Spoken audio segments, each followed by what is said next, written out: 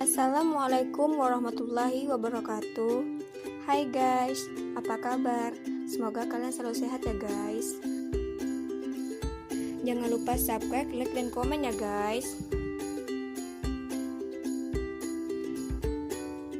Baiklah, saya akan membahas tentang psikologi perkembangan anak. Psikologi perkembangan anak, ada beberapa tokoh perintis psikologi perkembangan anak.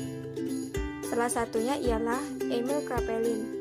Pada tahun 1856 sampai 1926, Emil Kraepelin dilahirkan pada tanggal 15 Februari 1856. Dari tahun 1903 sampai meninggal, ia menjadi profesor psikiatri di klinik psikiatri di Munich dan sekaligus menjadi direktur klinik. Kraepelin juga dikenal sebagai tokoh yang pertama kali menggunakan metode psikologi pada pemeriksaan psikiatri, antara lain menggunakan teks psikologi untuk mengetahui adanya kelainan-kelainan kejiwaan. Salah satu teks yang diciptakannya dikenal dengan nama teks Kraepelin.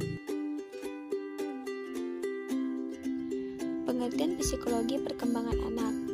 Psikologi perkembangan anak adalah cabang dari ilmu psikologi yang mempelajari perkembangan dan perubahan aspek kejiwaan manusia sejak dilahirkan sampai dengan meninggal. Terapan dari ilmu psikologi perkembangan digunakan di berbagai bidang seperti pendidikan dan pengasuhan, organisasi industri, pengoptimalan, kualitas hidup, dewasa tua, dan penanganan remaja. Masa perkembangan anak pada saat anak berusia 18 bulan. Pada si kecil usia 18 bulan, si kecil juga sudah mampu menciptakan simbol-simbol dalam suatu benda serta fungsi beberapa benda yang tak asing baginya. Si kecil pun kini mampu melihat hubungan antara peristiwa dan mengenali mana orang asing dan mana orang terdekatnya. Pada saat anak berusia 2-7 tahun, pada masa ini anak mulai dapat menerima rangsangan, meski masih sangat terbatas. Si kecil pun sudah masuk ke dalam lingkungan sosial. Ciri tahapan ini adalah anak mulai bisa menggunakan operasi mental yang jarang dan secara logika, kurang memandai. Pada anak berusia 7-11 tahun, pada masa ini anak sudah mampu melakukan pengurutan dan klasifikasi terhadap objek maupun situasi tertentu. Kemampuan mengingat dan berpikir secara logis si kecil pun makin meningkat.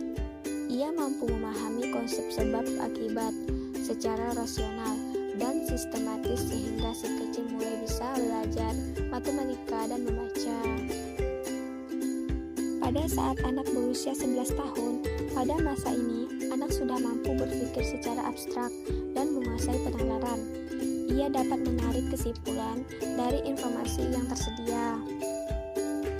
Ia dapat memahami konsep yang bersifat abstrak seperti cinta dan nilai. Pada saat anak tersebut remaja adalah masa peralihan manusia dari anak-anak menuju dewasa. Remaja merupakan masa peralihan antara masa anak-anak dan masa dewasa yang berjalan antara umur 11 tahun sampai 21 tahun bagi wanita dan bagi pria 13 sampai 22 tahun. Pada saat perkembangan dewasa, masa dewasa awal adalah fase perkembangan saat seorang remaja mulai memasuki masa dewasa, yakni usia 21 sampai 40 tahun.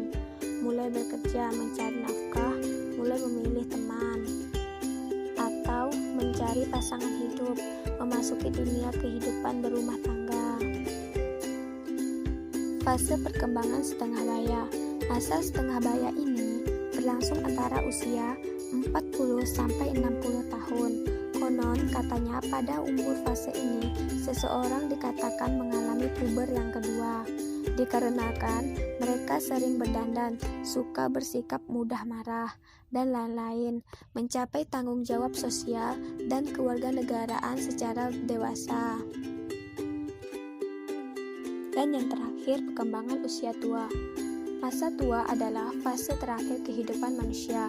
Masa ini berlangsung antara usia 60 tahun sampai penghembuskan nafas terakhir.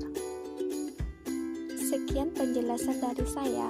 Saya mohon maaf jika ada kata-kata saya yang salah. Terima kasih sudah menonton ya guys. Wabillahi taufik wal hidayah. Wassalamualaikum warahmatullahi wabarakatuh.